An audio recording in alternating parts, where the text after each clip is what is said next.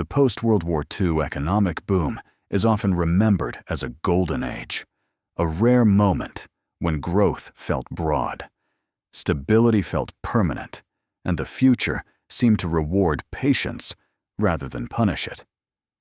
But history asks us to be careful with nostalgia. When I look back at those decades, I do not see a miracle born spontaneously from peace. I see an extraordinary convergence of destruction, fear, policy, and memory that temporarily aligned incentives in a way that has proven difficult to repeat.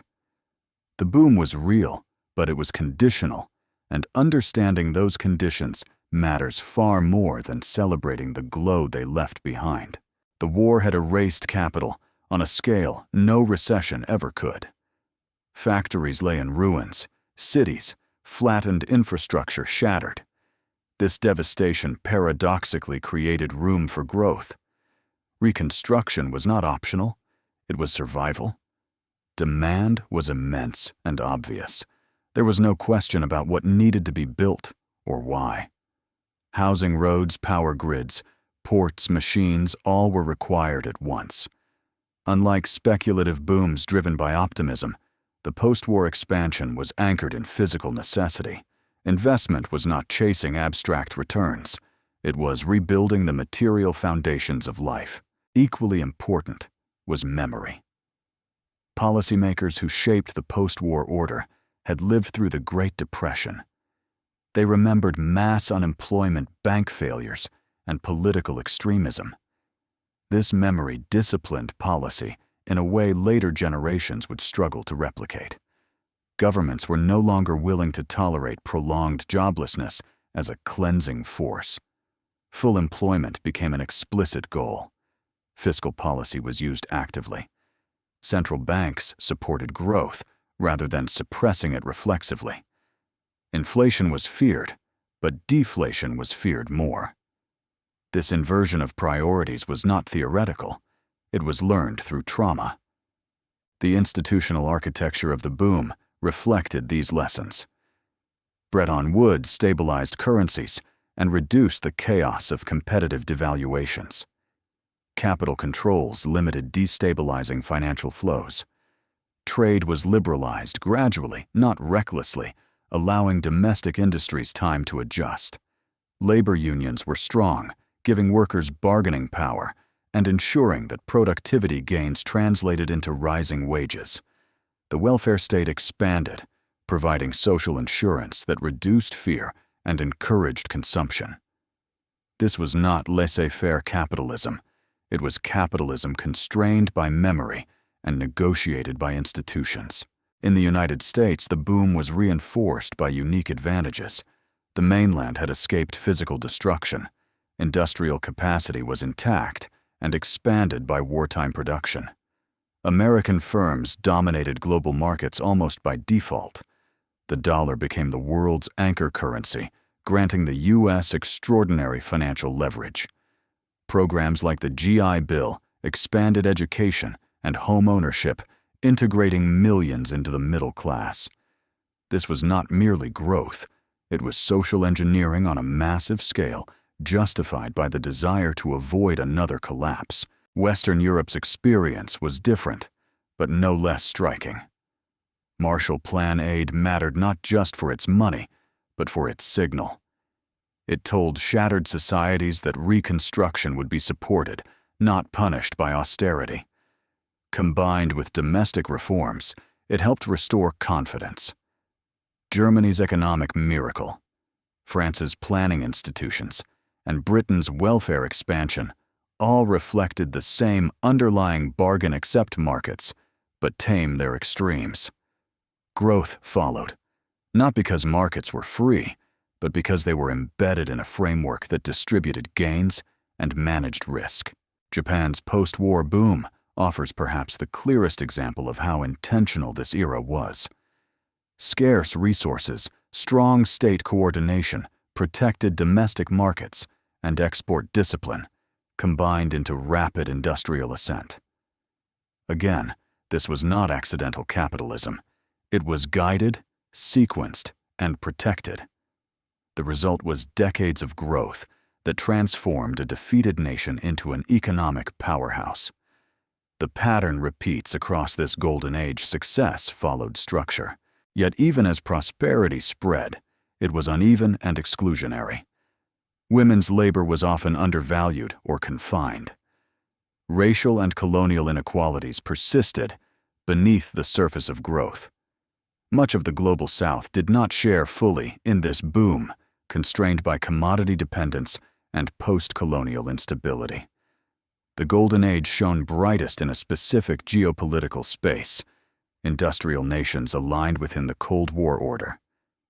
This matters because it reminds us that the boom was not a universal outcome of peace, but a product of power, policy, and position.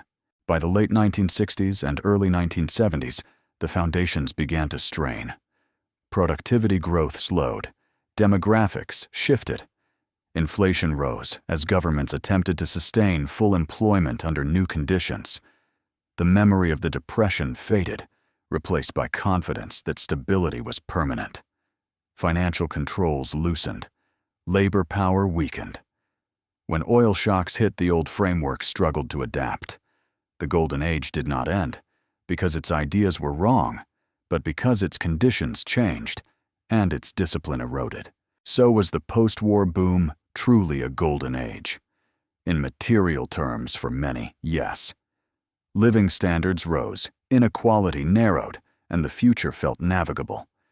But history resists simple labels. That era was less a natural equilibrium than a truce between capital labor and the state, enforced by shared fear of collapse and shared commitment to rebuilding. Once that fear faded, so did the willingness to sustain the compromise. The danger of nostalgia is believing that the past can be recreated by will alone.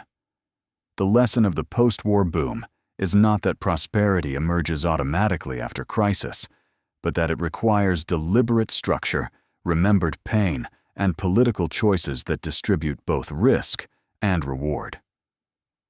Golden ages are not gifts of history.